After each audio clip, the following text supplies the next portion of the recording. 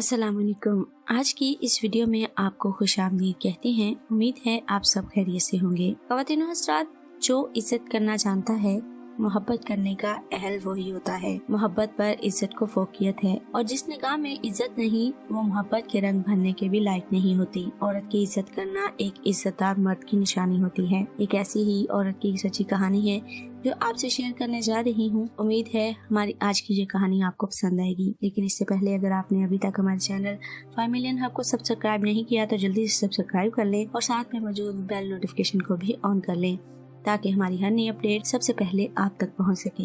उसने कांपते हाथों के साथ नंबर मिलाया। टर्न टर्न आगे से खांसती हुई आवाज ने फोन उठाया। हेलो हेलो, कौन है? कोई बोलता ही नहीं। उसने कॉल ड्रॉप कर दी। फिर चंद लम्हे बाद फिर हिम्मत करके कॉल मिलाई। फिर उसी आवाज ने फोन उठाया। हेलो, कौन है?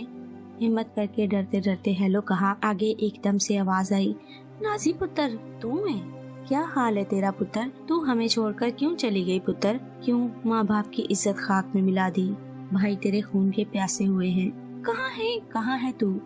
तू ठीक ते है ना? कितने है तुम? नाजी का रो रो कर बुरा हाल था। कुछ न बोली। उसकी माँ बोलती चली गई, पूछती चली गई, लेकिन नाजी जैसे बेसुध खड़ी रही, जैसे सकते में हो। फिर अम्मा की तरफ से सवाल हुआ, पुत्र तू है कहाँ? इतने साल हो गए, तू खुश थे है ना? आखिर माँ थी, माँ की मोहब्बत तो खत्म नहीं होती। नाजी सिर्फ इतना बोली, हाँ अम्मी मैं खुश हूँ। इतने में दरवाजे से नाजी का शोहर घर में दाखिल हुआ। नाजी ने घबराते हुए फोन बंद किया और डर सी गई। शोहर ने दाखिल होते ही पूछा, किससे फोन पर लगी थी?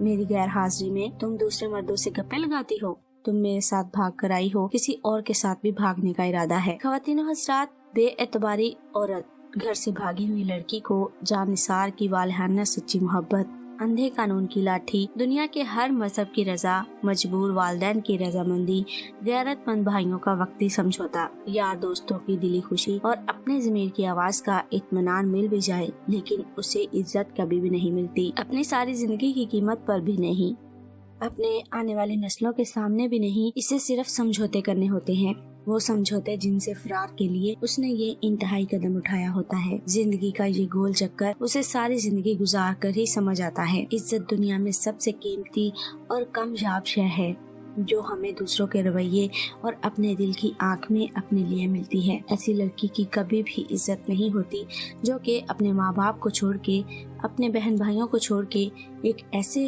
इंसान के लिए घर से भाग जाती है जो कि पता नहीं उसकी इज्जत और उससे मोहब्बत कर भी पाता है या नहीं। मेरी तमाम बहनों से रिक्वेस्ट है कि अपने मदार को, अपनी इज्जत को और अपने वालिदैन को ऐसे पामाल मत कीजिए। उम्मीद करती हूँ हमारी आज की ये कहानी आपके लिए रहनुमाई का बायस होगी। कहानी आपको पसंद आएगी। वीडियो को लाइक और शेयर जरूर कीजिएगा और कमेंट में जरूर बताइएगा आपको हमारी वीडियो कैसी लगी। आने वाली वीडियो तक के लिए हमें दीजिए इजाजत। अपना ख्याल रखिए। अल्लाह हाफिज।